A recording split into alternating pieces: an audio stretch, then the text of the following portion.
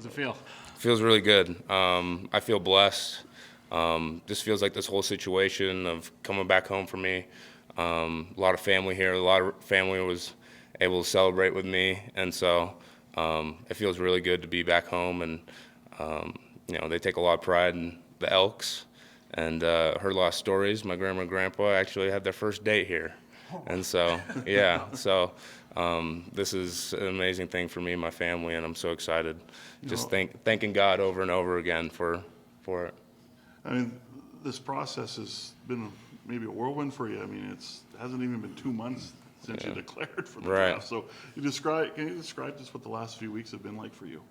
Last few weeks, I don't know. Ever since the combine, it's been pretty kind of back to the standard quota of just training and everything like that, and just trying to get better each and every day.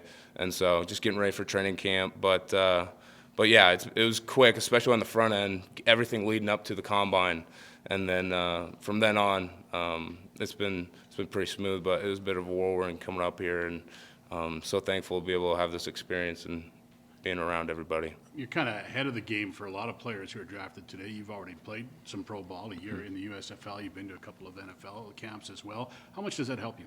I think that a lot of people say, be like, a lot to the new guys, it's, practice like a pro, take care of your body like a pro. Well, I'm already a pro, you know what I mean? And I know what that means, and I've lived that and experienced it. I've, played with some of the best guys in the NFL, and I've been in these other leagues too. Of a lot of guys, chomping at the bit, trying to get another opportunity, same as me. And so, I think it's just more experience under my belt, and something that's made me more well-rounded of a player and a leader and a teammate. What does it mean to you to be a number one pick in any league? What does it mean to you to go first overall in this league here? It's a huge blessing. I mean, there's not many times you go number one overall in a draft. And so, I brought as many people as I could. It was a really big deal to me. I was able to get my grandma up here, and so it was just meant a lot to my family. Like, there's a reason why I got a room full of people is because it's a really big deal.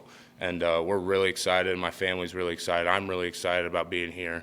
I'm really excited about winning games here and packing the stadium out, and bringing some football pride back in the city, and for the Elks. Such a great winning culture and history here. And this weekend I was talking to my grandpa all about it, and he's just got stories and stories about how many, just how the what do you say, the old Grey Cup is going where she ought to be, going where she ought to be, going where she ought to be. The old Grey Cup is going where she ought to be, home to the Eskimos. Obviously, the Elks now, but back then when he was here. So, yeah, no, I think it just speaks volumes to how much it means to me and my family. Who's here? What members of your family are here with you today? I got a bunch of Dublankos from up. Got Curtis Dublanko up here. He played here previously. My girlfriend's up here. My brother and my dad's up here. My grandma and grandpa, and then a bunch of my girlfriend's family, and then a whole bunch of other Dublanko family that's from up here in Canada as well. So I wanted to ask you, you went to the combine. You didn't have to go. I think there's a good argument to be made that if you didn't go, you'd still be a first overall pick. Why did you choose to go? I just know that as an athlete and a human and a player, I'm so much further above where I was even when I came out of college. And I wanted to be able to have a chance. Not many opportunities you can go and kind of rewrite your story a little bit. So I was just chomping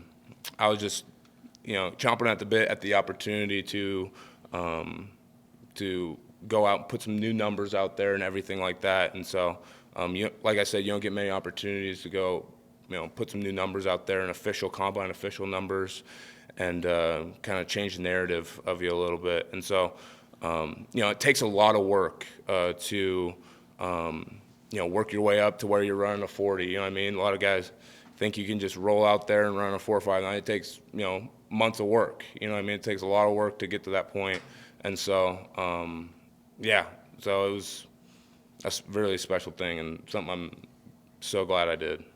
Yeah. When did you first hear from Chris Jones or G. Roy about possibly joining the Elks? I knew that there's interest from the first moment I put my name in the kind of in the draft pool, and my agent talked to them, and you know, he's the best. So glad I'm with him, and so he connected. Well, he you know, reached out to them, and they said, yeah, we're very interested, and it kind of went from there. We went, I interviewed with them at the combine, and it went really well, and I felt really good about it. You never know, you know, I've had a lot of ups and downs and disappointments in my career, so, you know, I felt really good about it, but you never know what's going to happen, and so being brought up here, I'm like, you know, I think I can settle down just a little bit more, and so, but yeah, that's how it came to be. For fans that haven't had a chance to follow the draft or follow you, tell us, what do you think you bring biggest on the field? Yeah, I think I just play the game with like a relentless effort, and somebody's going to be flying around the field at all times. Somebody's going to be completely selfless on the field, a team player. All I care about is winning games. The individual success comes along with winning games. You know what I mean? And so I'm not in it for myself. That being said, I've always been a high production guy, just being a guy that's got a nose for the football. And so, yeah, all I care about is winning games, and just bring some glory to this great city. As long as after you win, you teach everybody how to sing that song, we're okay with it. There you go. Yeah. Let's go. Joel, we've talked about, you know, the USFL, the NFL, obviously some huge moments in your college career, Bama in the college football playoff, heading into South Bend, playing Notre Dame, whole eyes on you guys as an undefeated Power 5 team. Do you look at those big moments and the situations you've been in, and do they make you feel you can come in and be a high-impact day one starter in this league at this pro level?